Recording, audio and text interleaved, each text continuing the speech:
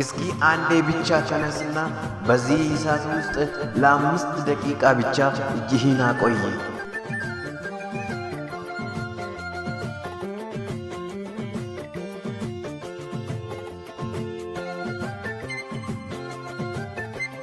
እሺ ለ2 ደቂቃ ብቻ አቆይ።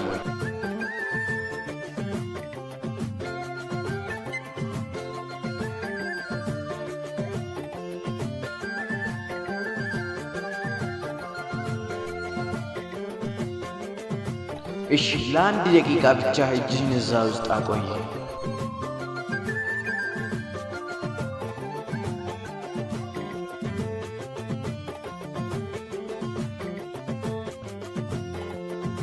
አንተ ግን ለ1 ደቂቃ በዚህ እሳት ውስጥ እጅህን ማቆየት አቃተህ። ግን በኢየሱስ ክርስቶስ ስም ያላመነ ሰው በዚህ እሳት ውስጥ ለዘላለም ይቃጠላል።